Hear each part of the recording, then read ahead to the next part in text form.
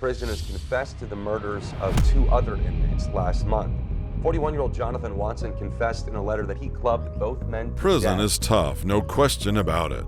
But imagine being locked up inside with the most hated child molesters. That's exactly what Jonathan Watson had to deal with every day in a California prison, where he shared a cramped cell with David Bob and Graham de Louis Conti. These two weren't just inmates. They were serving life sentences for the aggravated sexual assault of an underage child, and they weren't quiet about it. Day after day, Watson listened to Bob and Conti as they not only showed zero remorse, but actually bragged about their heinous acts. The atmosphere turned even more disturbing when these two would tune into PBS Kids right in the common area, almost flaunting their crime in a twisted badge of dishonor. Watson tried to keep his cool. He even requested a transfer to another facility, hoping to escape the rising turmoil within him. But the system turned him down. Pushed to his limits, Watson finally snapped, deciding he'd just do everybody a favor.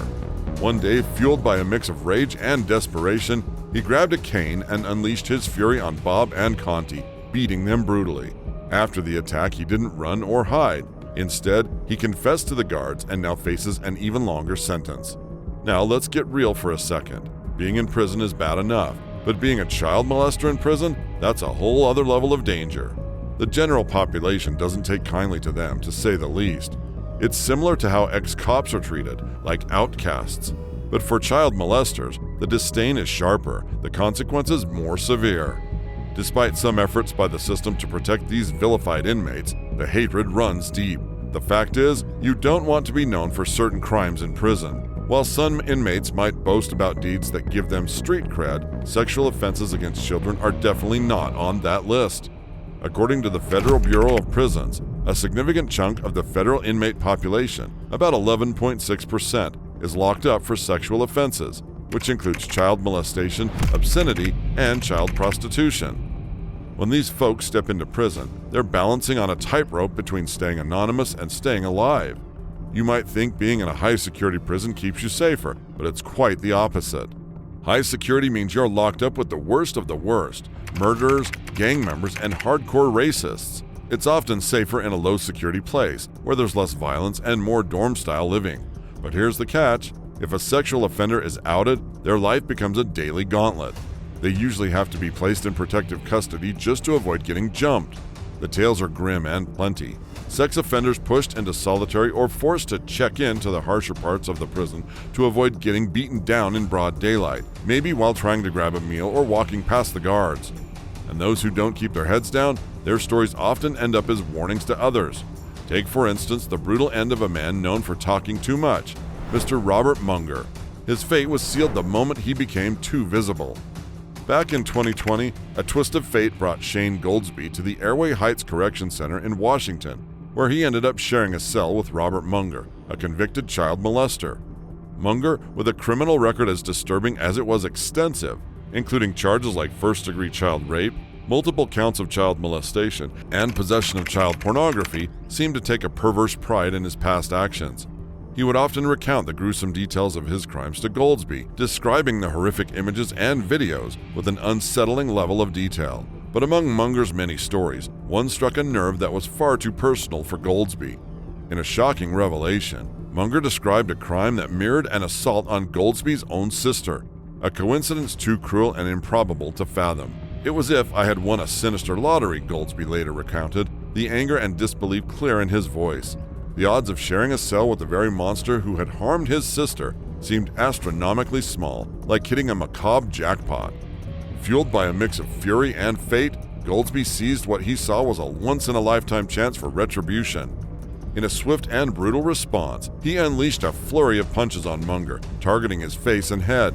The assault didn't end there.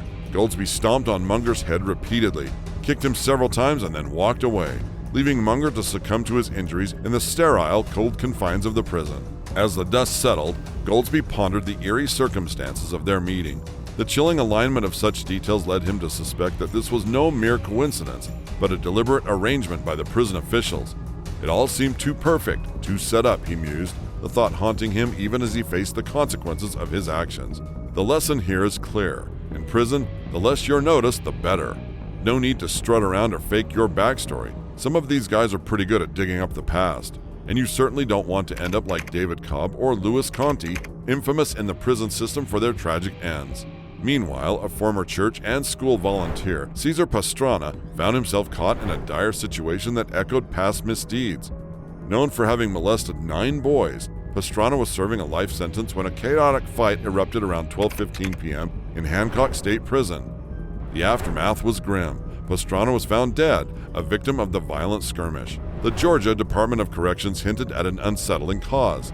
Agents have reasons to believe offender Cesar Pastrana died as a result of injuries sustained during an altercation involving another inmate on March 13th. The air was thick with speculation. Was this an act of vigilante justice for his crimes against children, or merely a tragic coincidence?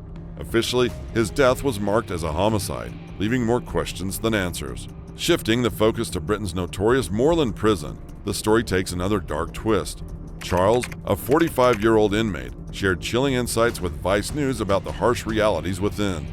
His tales from the inside depicted a particularly gruesome incident. A sex offender was savagely attacked in the shower. According to Charles, the man was pinned down, his skin sliced open across the chest and face in a horrifying display. They held him down, cut him across the nips, his face, and then one of the lads stuck a blade in his rear, he recounted. The chilling atmosphere of Moreland Prison was further intensified by the presence of former football star Adam Johnson, known for his scandal involving a young man. Charles mentioned that Johnson had worked hard to prove to his fellow inmates that he wasn't the monster they suspected him to be. This ordeal in convincing others of his true nature paints a grim picture of daily life behind bars. Amidst these terrifying encounters, Charles also touched on the mundane horrors of prison life, such as the cleanup after violent incidents. My mate, the wing cleaner, had to spend an hour just to clear up the blood from the showers and walls, he explained, highlighting the aftermath of the brutal assaults. These stories aren't just tales of violence. They paint a broader picture of vulnerability among inmates, particularly sex offenders. According to 2015 federal statistics, while sex offenders constitute about 15% of the prison population, they face a disproportionately high risk of being homicide victims, accounting for nearly 30% of such fatalities since 2007. Recognizing the peril these inmates face, the Federal Bureau of Prisons has initiated a specialized program called the Sex Offender Management Program, or SOMP. It's not just any facility, it's a lifeline. Designed as a safe haven, this program aids to shield sex offenders from the relentless threats found in general population areas. At the SOMP facility, these inmates find more than just protection. They find a place where they can confront and address their issues without fear. The Bureau states this higher concentration of sex offenders within SOMP institutions helps offenders feel more comfortable acknowledging their concerns and seeking treatment. While some might view the SOMP as a plush rehab, in reality it's a crucial sanctuary, a necessary shield against the brutality that can pervade prison life, making it slightly less terrifying for those at most risk. But here's the catch: access to these SOMP facilities is quite limited. They range from low to high security, and not every inmate qualifies to transfer. Once an inmate is convicted, the race against time begins. They must quickly submit a transfer request to move to one of these special facilities. However, as you might have heard, getting this transfer approved is no small feat. It's an arduous process that can stretch over months, during which the dreaded "what are you in for?" question can make daily life a living hell. For an offender hoping to move to a SOMP facility, securing a judicial recommendation is key. This isn't a task for the average Joe. It often requires the specialized services of consulting groups.